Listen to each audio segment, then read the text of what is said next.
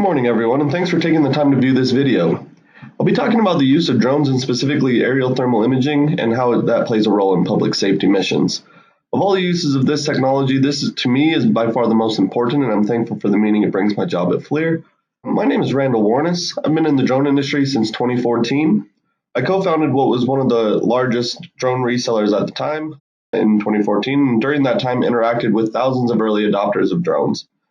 In late 2015, I joined DJI and was asked to pioneer the enterprise division in North America. And this all began with the announcement of the ZenMuse XT in December of that year in partnership with FLIR. Over the course of a little more than a year at DJI, I worked with countless partners in the industry to justify that this technology was invaluable in doing things safer and more efficiently in the workplace. Since the start of this year, I moved over to FLIR and have been managing the UAS efforts globally. I've had the privilege of interacting with a large network of public safety entities around the world, and today I want to share with you some of the common threads which are pushing the technology forward. Please take down any questions or feedback that come to mind during this presentation, and feel free to shoot me an email at any time. Your inputs could be what shapes the products that we produce in the future and the decisions that we make in putting this technology forward. So I've boiled this presentation down into 3 sections. First, I'll give you an idea of what the public safety market looks like and how it's a potential driver for growth in the drone industry. Second, I'll discuss a range of capabilities with thermal imaging cameras and how they're best used in public safety applications. And lastly, I'll detail a few specific use cases for aerial thermal imaging drones. So over the course of this presentation, I'm going to be discussing public safety as it pertains to firefighting, law enforcement, and search and rescue. What I've found is that even though these each serve a different function, they share many common links, not only with the way that they use drones and thermal imaging, but how they attain budgets and interact with the public. So whether you're a manufacturer, a software company, a value-added reseller, or an active or investigating end user of this technology, I hope that you'll find these contents useful. I would also like to preface that much of the statistics I'll be presenting today are based off of the United States, but I think that they're representative for this technology anywhere in the world. So as drones have become another tool in the tool belt for public safety, the sheer size of the market presents an opportunity that can help further the drone industry. To me, it's very important to frame this opportunity that the public safety market presents as one where the technology, you could put it in the hands of potential users that could drive the most value out of it, rather than just a revenue-generating opportunity. With the uncertain landscape of regulations of this technology in the future, the more we could do to put this technology into responsible hands doing meaningful work, the more likely we're going to secure its longevity. With that being said, there are over 1.2 million firefighters in the United States alone, and these are dispersed around 30,000 departments across the country. And the maps that you see on the left here, what they do is depict the departments categorized by the population size that their jurisdiction represents. The reason that I have these maps here is to show that firefighting is not a regional thing, but it's a global need. Due to the potential size and scope of the market that it presents, there's a real opportunity for drone development to focus on providing these users with the best tools possible so that we, the manufacturers, can do so in confidence that there will be a return on investment. In the United States, firefighters and fire departments respond to about 34 million incidents a year, and each of these are a unique opportunity to deploy and validate technology of some kind. And of the 30,000 fire departments in the United States, I estimate that less than 1,000 of them are using drones today. We in the drone industry should be supporting and rewarding the early adopters by listening to their needs and working tirelessly to improve drone technology on their behalf. And we can make that investment confidently, again, because of all the use cases for industrial applications of drones, I believe that public safety is the least likely to be impeded by regulations. So looking at the law enforcement side of things, the population of law enforcement agents in the United States is only slightly less than firefighters at 1.1 million, and that's dispersed over 18,000 federal, state, and municipal agencies. There's around 240 million 911 calls in the United States received each year, and there's more than 31 million unique individuals that request police assistance. Again, this gives a variety of opportunities to deploy this technology. As the map shows here, you're looking at the number of law enforcement agents by state, and this is just showing that this isn't just a regional or a certain state that's having an opportunity to deploy technology in law enforcement, but it's a worldwide opportunity to develop this technology to serve the public good. I estimate that less than 800 departments are using drones today in the United States, and again, regulations are going to be the most unlikely to strip public safety of their ability to deploy drones into the future. Now looking at search and rescue. Estimating the size of search and rescue opportunities can be quite difficult. However, I think we can all agree this is probably the most important use for the drone technology today. I conducted a survey recently, and it came out that conducting search and rescue missions was the priority of 100% of the respondents in public safety for their drone programs. And in many cases, search and rescue was the driver for creating those programs. Now, to provide an idea and scope of the missions that are being done in public safety, the United States Coast Guard takes on around 17,000 missing person cases each year. And also the U.S. National Park Service conducts around 11 search and rescue missions daily. Drone technology has a proven track record of saving lives, and we can improve upon these numbers with the right hardware, software, knowledge, information sharing, things like that. Search and rescue is also a worldwide need. If you look at the map here, all the green areas are where there's national parks in the US, and then the red areas that I highlighted are the 5 national parks or national recreation areas where over 50% of all the search and rescue missions for the National Park Service happen in the United States. And once again, regulations will be the least likely to impede the use of drones in public safety. So let's look at some of the capabilities. FLIR technology has been used in aerial thermal imaging platforms for decades. There's some well-known and some lesser-known capabilities of this technology that I want to share with you. So I want to detail a couple of these so you can know the features and understand why they're used and how they're used. So I'll go into FLIR's proprietary MSX image blending technology. Then I will talk about selecting the right color palette for your mission. I'll give you some information on isotherms. I'll talk about radiometry and whether it adds value in public safety. I'll talk about covering ground, which deals with resolution, field of view, and selecting the right camera for your camera specifications for your missions. And then I'll share some best practices in public safety using aerial thermal imaging. So first, looking at MSX, FLIR's MSX technology, or multispectral dynamic imaging, it's available on a number of FLIR products that consist of a thermal and visible camera in the same unit. In basic terms, what's happening is that the camera takes the edges produced by the visible image and then embosses it onto the thermal image, providing better texture, more detail than just the thermal image alone.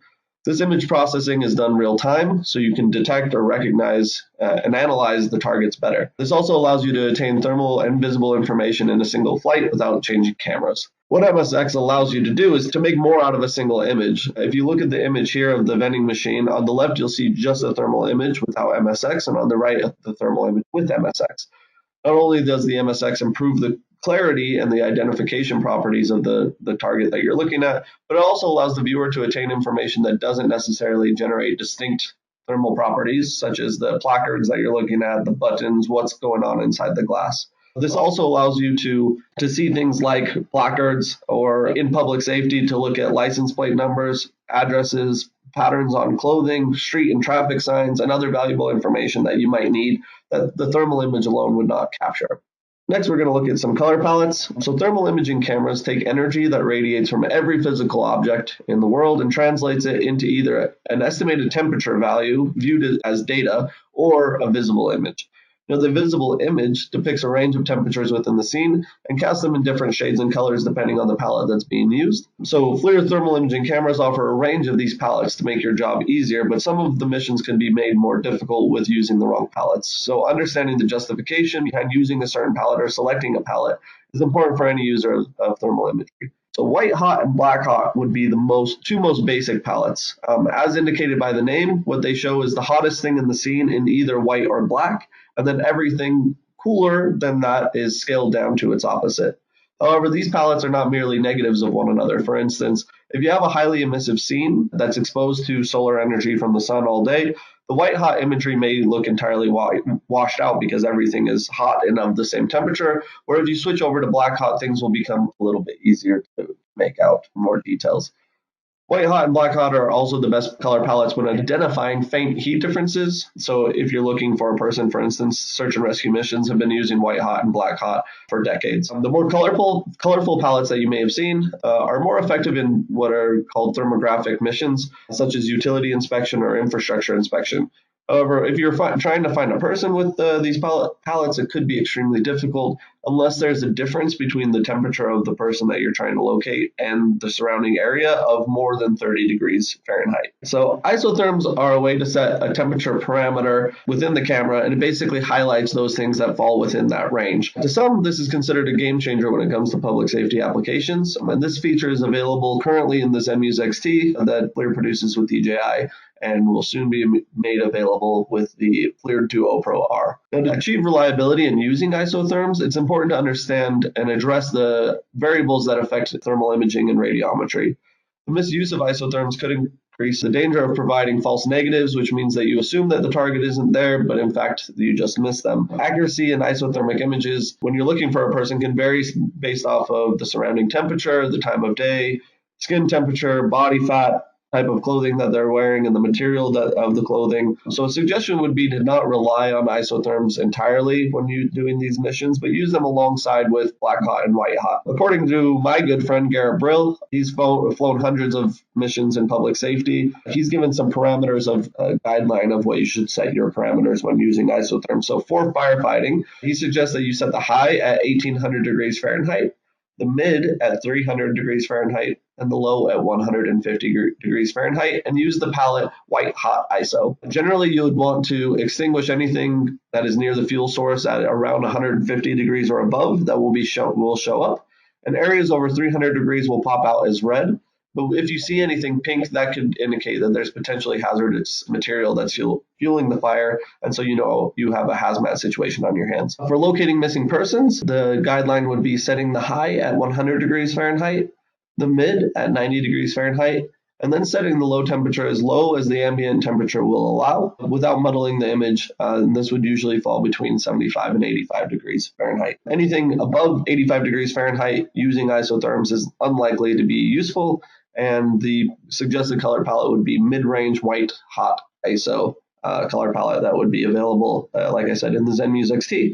Setting the low temperature below 80 degrees will generally pick up clothing as well, so you might want to do some experimentation when using isotherm to see what works best in your area with the humidity and temperature that you're dealing with and the given time of year. All right, so let's talk about radiometry. Radiometry is the process of converting radiated energy into temperature, and advanced radiometric cameras that FLIR puts out will allow you to gather the temperature data from every pixel within the scene, and you could use this for post-flight analysis using software like FLIR tools, for instance. This capability is generally used in inspections, like you can see here, where the actual temperature is necessary versus the relative temperature that you're generally seeing. So basically, these components that you're looking at may have a range of normal operating temperature, and using a radiometric camera, you can determine the current operating temperature and see if it falls outside of that range, and if it does, it's a problem that you might want to address. However, radiometry does not have a clear use case in public safety missions. Because you might see these cameras available on the market, you might see, a Duo Pro R or the Duo R or the View Pro R or the ZenMuse XT R. The radiometric version is not necessary in public safety from everything that I've gathered, and I wanted to take the time to point this out. However, the practice in understanding the inputs that make a better thermographic reading will undoubtedly give you better imagery and a greater understanding in how to use this technology. So you can see here, this white hot image does not have this range on the right-hand side that shows the temperature scale. It's just whether something is present is all that you're really looking for in public safety missions. So if you've worked with aerial thermal imaging platforms before, you know that lens size, field of view is a common topic. Each resolution and lens combination, they put out a different field of view to capturing this imagery. And the basic concept here is that the wider field of view that you have, the more you'll see at a specific given time, but you'll also get less detail of the subject that you're looking for within the image. This can make locating a person quicker, but also the possibility of missing them greater. And the inverse is true with narrow field of view, which it gives you more specificity, more detail, but it can present a challenge in locating and staying locked on your target because it's like looking through a soda straw. In the past, I've tried several different ways to explain the pros and cons of using different field of views. So I'm going to try that one more time in the next few slides to give some different context behind this. When assessing the use of a thermal imaging camera for nearly any application, it's important to consider basically four things: the resolution of the camera, the lens size and field of view, the size of your target that you're trying to identify, and the distance between the camera and the target. So this green box here represents a 640 by 512 image. That means there's 640 pixels horizontally, and there's 512 pixels vertically, giving you roughly 327,000 pixels within a single image. Now let's imagine that you have two objects within the image. One object is 2 by 2 feet and that 2 by 2 foot object takes up around 5 by 5 pixels within the image at around, let's say, 100 feet. The other is 6 by 6 feet, and obviously it's larger in the image at the same altitude. Now, the 5 by 5 pixels that the first object takes up is the minimum necessary that you can expect to see your subject show up in a thermal image. Ideally, it would cover more than that 5 by 5 pixels. Now, if you were to bring the drone lower, obviously the objects within the image become bigger because it takes up more pixels within the image. But if you fly up higher, let's say up to 200 feet, the objects become smaller, and now that 2 by 2 foot object here would no longer meet the 5 by 5 pixels requirement for detection, and maybe even this 6 by 6 foot object also falls outside of the 5 by 5 pixel. So this was for a 640 by 512 camera. When you're looking at a 336 by 256 camera, the image itself does not shrink, right? So what it does is that the pixel size becomes larger. So here you can see it's basically the same image, 336 by 256, and it takes up more space within the image, but still this is only a 5 by 5 pixel image. So when you reduce the number of pixels, again, the pixels become larger, and then because you have fewer pixels, you must fly closer to the subject to get it to cover the same or the required number of pixels within the image. So here's that concept side by side. On the left, you have a 336 by 256 camera that has a maximum detection of around 125 feet for this 2 by 2 foot subject. To get 5 by 5 pixels of a 2 by 2 foot object, let's say that it's going to be, you have to fly at 125 feet. Or on the right hand side, you have a 640 by 512 camera. You could fly at 200 feet and detect the same subject, and you would also see more of the surrounding area. Now, we also have a variety of lenses available for each resolution, and as the size of the lens increases, then the subject will become more clear, and it'll take up more of the available pixels. However, you're losing the amount of space that you're seeing at any given time. All right, so one more attempt at this. This is one more way to look at it. Here we have a representation of each a 640 and a 336 resolution camera. If you notice that the pixel size on the image on the right is much larger in the 336 image. These both represent cameras with 9mm lenses, and you can notice that the field of view is vastly different. On the left-hand side, we have a horizontal field of view of 69 degrees and the vertical field of view of 56 degrees. At 100 feet elevation above ground level, you would see this as 121 feet from the left side of the image to the right, and 97 feet from the top of the image to the bottom. At the same altitude, you're seeing nearly half that amount of space at any given time, where you would see at 100 feet with 336 resolution camera, you'd see 63 feet from the left side to the right side of the image and 48 feet from the top to the bottom, again at 100 feet. So what happens when the lenses get larger? As the focal length increases, the field of view becomes more narrow, and therefore at the same altitude, you're seeing less at a given time. So you can see that a 9mm lens on a 336 camera covers roughly the same amount as a 19mm lens on a 640 camera, with significantly greater detection ability on the 640 camera and image clarity. More pixels in the same field of view is key when looking through gaps in trees or just to detect a person in general. So you're able to search double the area in the same amount of time with a 640 resolution camera versus a 336. This is why resolution is so important, and focal length will allow you to fly higher altitudes in areas where that is necessary. So now I want to share some best practices that I've gathered. A few weeks ago, I sent out a survey to my contacts within public safety around the world that are either using or exploring using drones. And part of the survey asked them to share some of their stories and best practices in establishing their drone programs and using this technology in public safety. And here are a few things that I boiled down as takeaways from that survey. So the first is that it starts with the chief. And what I mean here is that it's important that the chief understands the value of drones. And when the chief understands their value, the department is significantly more likely to employ this technology. When the chief is not a believer, these programs struggle to get off the ground. This may be obvious to some, but getting the chief's blessing is necessary in establishing a drone program, and that was clear across the board. The second thing is practice makes perfect. This suggests that one should not rely on a single interaction with drones to serve you in a real-life scenario. Spending the time to fly regularly and experimenting in different ways will increase the value of the drones when you're off on a crucial mission, that you have the muscle memory when flying, that you know what you're looking for. And so this should be something that's iterated on a regular basis to do your own internal training. The next thing is that it was clear that establishing policies and procedures around the use of drones was vitally important. This would determine what cases drones could be used, who is able to fly, the pre-flight and safety checks that are necessary, standard maintenance, operating procedures. This will ensure that there's the proper use and longevity of the drone program within the public safety entity. Because public safety is held to a higher standard than most industries, there should also be proper training, and public safety operators should attain required licenses and permissions to make sure that they stay in the clear on those things.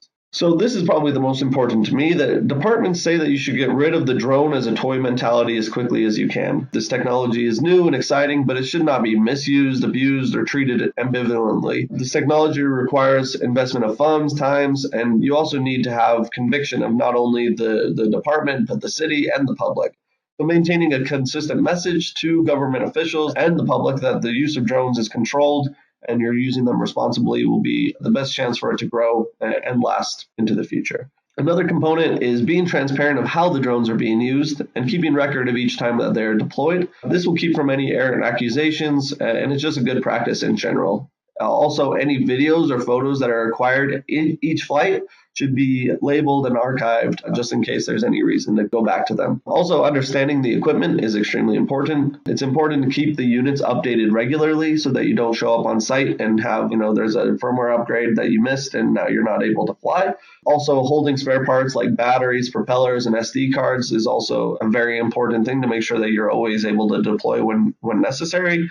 And then knowing the capabilities and limitations of the drone will ensure proper use, knowing how long you can fly on a battery, when to bring it home, things like that. And the last thing, a little bit cliche, but safety first, conducting your pre-flight safety checks. And this includes anything from ensuring that the home point is set to making sure that the home point or the return to home point is free of obstacles, so that, if it does need to come back autonomously, that it lands in a safe place to make sure that you have longevity within your drone program.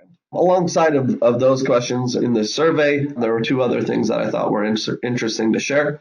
I provided a list of capabilities and payloads that are used in drones and asked these public safety respondents to rank them 1 to 5 stars in importance.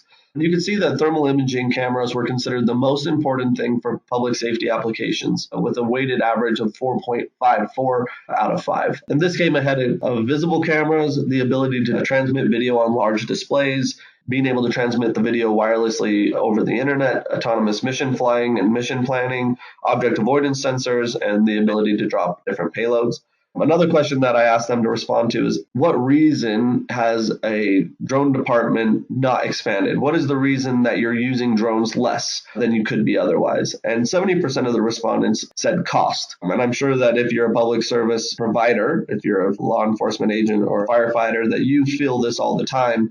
And it's our responsibility as manufacturers to try to drive those costs down. But I think that as this technology becomes more prevalent, that's just what happens with economies of scale. So this is something that can be addressed to drive costs down. The next thing was regulations. Also, I think that as public acceptance of drones and how government understanding of drones becomes increased, and the more that public safety is using these and saving lives and doing really great things with the technology, the regulations could become eased. So this is something that also could be overcome. 22% responded that access to budget is part of the problem. And I guess that also could be addressed as there's more understanding of what this technology can do. 17% said that the technology just lacks the capabilities that they need. Also, just as technology grows and as more minds are wrapped around this, that technology should be able to reach those requirements. 17% said available personnel to operate the drones is the problem, and some are using civilian pilots to do it so that they'll call them in so that the public safety agencies can do their thing and not worry about doing the drone, while someone from the outside that is not necessarily going to be running into a fire or something like that is the one that's operating. And then 9% relayed that public opinion is what weighs down their ability. And I think that transparency with the public of how these are being used, when they're being deployed, and that there is responsibility taken in every step will inevitably bring that down to a lower percentage. So the uses of drones in public safety are constantly expanding, and as this technology improves, we're certain that drones will be cemented as a regular thing within public safety. So I'm going to show a few detailed uses of where drones are being used in finding people, firefighting, and also anti-poaching efforts. But drones are also being used for accident reconstruction, being used for anti-trafficking of drugs and people, damage assessment and disaster recovery, SWAT and high-risk missions, and also for hazmat support. These are just some of the ways that drones are being used in public safety. So we've discussed that finding people is probably the most important use for drones in public safety, and that thermal imaging enhances the drone's capability drastically. Most missions for public safety occur in remote areas where the terrain can be difficult to navigate and, in some cases, inaccessible. So the drone allows you to fly high above trees, see through gaps of foliage, and locate your target even in the darkness of night. So a few tips in the most successful searches are, first, you should encourage your target to get bigger. This means that if you could use lights or sound that comes from the drone, it can encourage the missing person to kind of stand up, to move around, and increases your chance of successful detection. Also, you should keep in mind that false positives, meaning thinking that you've spotted something but truly there was nothing there, is much better than false negatives, which are flying over your subject and missing it. And then isotherms may help with this, making sure that you can detect your person that you're looking for, but also should be used only when you have confidence in your abilities to set the parameters correctly. In the image in the middle, this shows that this is flying quite high over some trees in a sloped environment. You can see a first responder right here, around in the middle, right below the crosshairs, and to the left, it was this dog. And when they're moving, it's much easier to see. This was used to locate a teenage hiker that was lost in the woods successfully. So that is the image on the left-hand side when they found the teenager lying on the ground with this mountain rescue person and their canine unit. And on the right-hand side, you can see a toddler that was missing from a campsite, and they had just started walking down this hiking path, and using aerial thermal imaging, they were able to locate the missing child. For firefighting, there's 1.3 million fires in the United States each year, and these result in $14.3 billion in property loss. Deploying drone technology can improve firefighting operations. This could result in millions of property saved, result in memories preserved, less lives lost, etc. And in firefighting operations, the aerial perspective provides an opportunity to bring in outside expertise, where you're sending this video over the web, for instance, so that they can weigh in on the best method to fight the fire. It also captures invaluable video assets for the purpose of training without putting anyone at risk. And thermal imaging cameras are also able to identify hotspots so that you can point out, areas of fighting this fire that could be hazardous or presenting the most danger to the fire growing. So here's a video about anti-poaching. I love flying drones, I really do. As a kid, I've always wanted to fly, and drones let you do just that. They let you look at the world from a different view, a view most people don't get to see every day.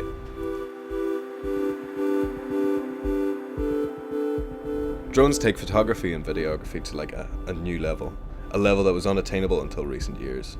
Here on Milagro 3, drones have proven to be one of the most valuable assets we have battling poaching in the Gulf of California. It all starts when the officer on watch suspects a fishing boat may be fishing illegally. The officer then takes the radar and studies the movement of the boat in question. If the boat is fishing within the restricted refuge, they become a target. After a quick setup, the drone is launched and heading towards its new target.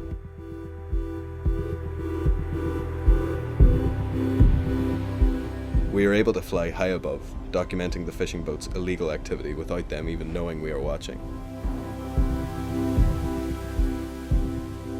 All necessary footage is gathered from the drone, and the nets our crew physically pull up are then used as evidence and given to the necessary authorities.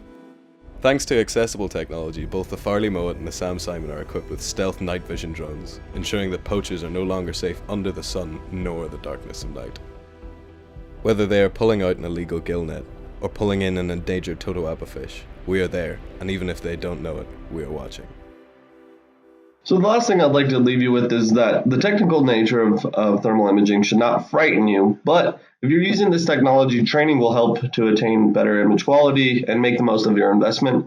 FLIR owns the Infrared Training Center, or ITC, which has classes that certify level 1 thermographers, and they have classes specifically on small UAS. We have some classes that are upcoming, and they come up around the United States mostly now, but this should be a worldwide effort. So if you want more information on this technology or more information about these classes, you can email them at info@infraredtraining.com. These classes touch on inspections and other uses, but again, understanding the variables that are involved in how to get the best output of imagery is going to be to your benefit, even in public safety. So again, if you have any questions at all about the information presented here or any inquiries about aerial thermal imaging applications in general, don't hesitate to email me. I appreciate you taking the time to know more about this technology and what we're doing at FLIR, and I really look forward to hearing from you soon.